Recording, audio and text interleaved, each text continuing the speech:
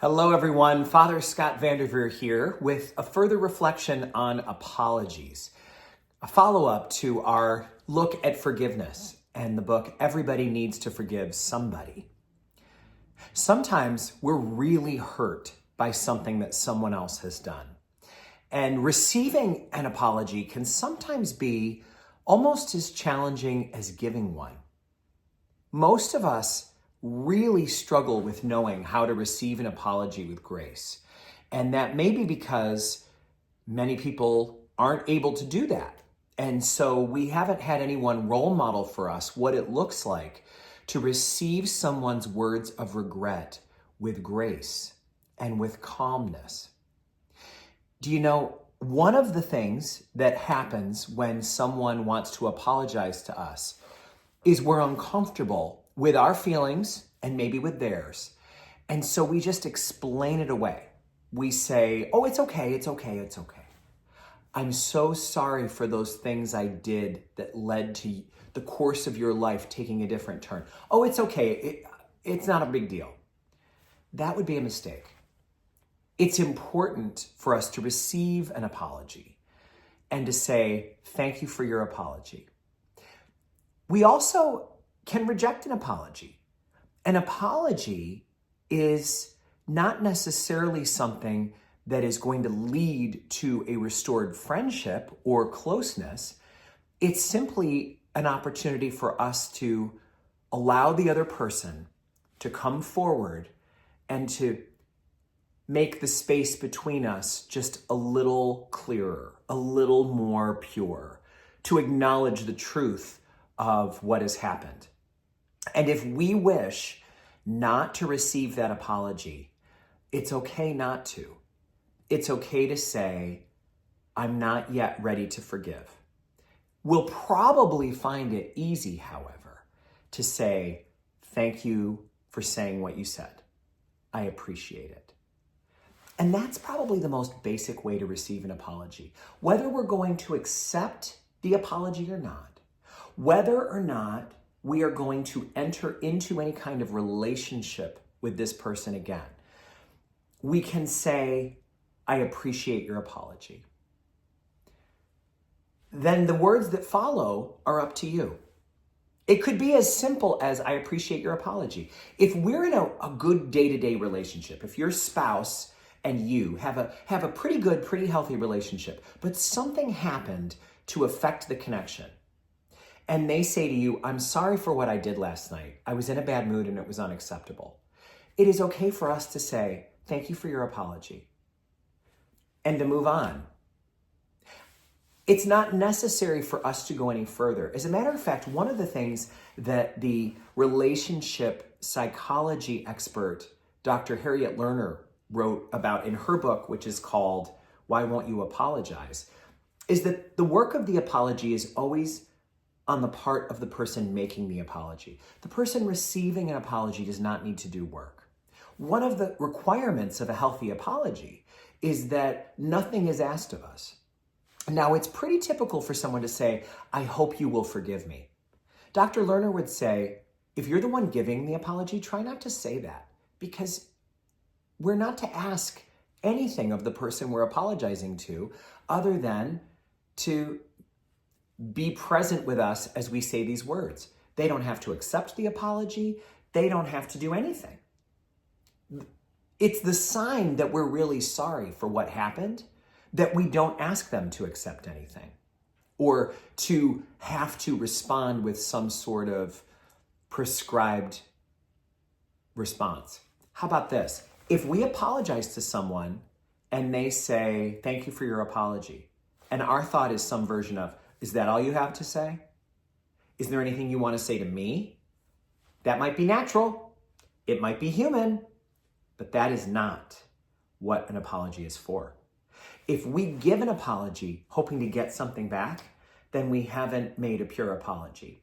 A pure apology only seeks to soothe the person's emotions that we've hurt.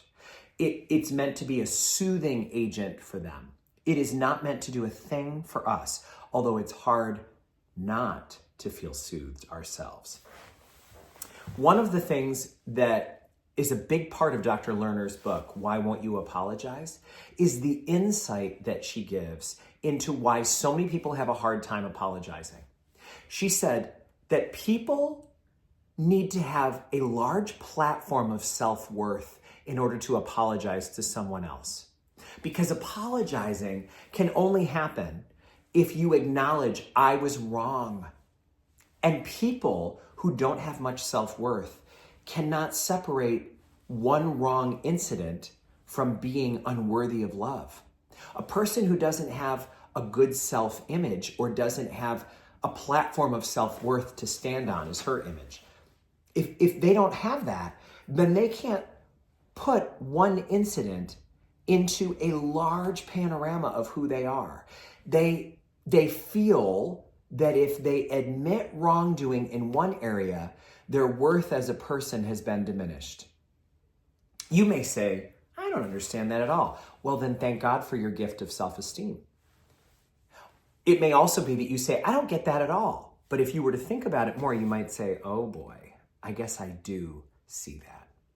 And of course, it takes some self-worth, some self-esteem for us to receive an apology and to say, thank you for your apology. I was really hurt, and your words mean something to me. You know, if we say, oh, it's okay, that might be a sign that we don't have enough self-worth to allow someone to come forward and say, I was wrong and I hurt you and I care about our relationship. Is there any chance that our desire to bat that away is because we don't have enough of a sense that we're worth fighting for in a relationship? Oh, it's all right. Don't mind me. Don't mind me and my emotions. I was probably being too touchy. Or I don't want to admit that I have feelings about our relationship. I'm lucky just to have someone love me. Do you see how there could be low self-worth as a demon underneath all this for either side? One of the things that Dr. Lerner says is we should never ask for an apology. You owe me an apology is not something that leads to resolution and reconciliation very often. And that's just for the very simple feeling that apologies, to be sincere, must come from the person. They must come from them, from their heart and soul. It has to be a decision that is made. I'm sorry, okay? It's not an apology. Tell your brother you're sorry. Tell him, I'm sorry. We all know that that doesn't work. But it doesn't work with our adult relationships either. Tell me you're sorry. I'm sorry. We have to admit that if we're asking for an apology, we wouldn't be able to really receive it and accept it anyway, because it would feel empty to receive an apology from someone who didn't initiate it themselves.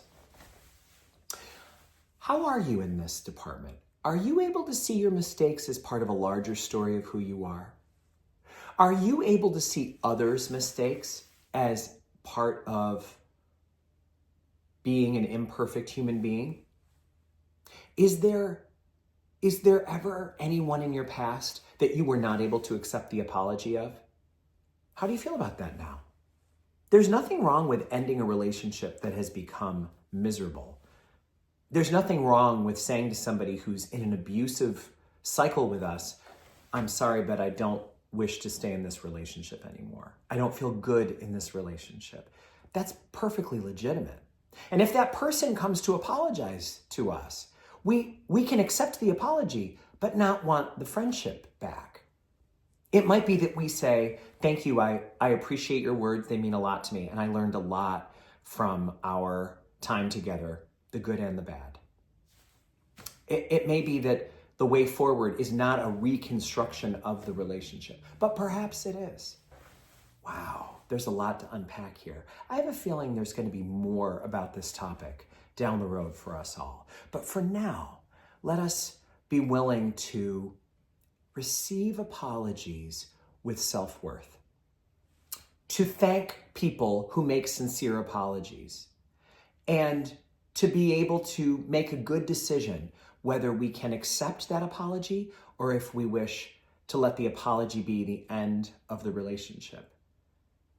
Either way, there is an incredible sense of dignity that can come from giving and receiving the acknowledgement that human beings are imperfect, and that although we wish we always were our best selves, most of us have good days and bad days, and that's 100% normal for us all. So much for us to consider. May you feel the relief that comes from knowing that people who've hurt you are sorry for the things they've done. May you feel genuine sorrow for the things you've done to others that were not your best self. And may we all achieve a restoration of the dignity of knowing that we're God's children and that we should be treated that way and treat others that way as well. May God bless you all.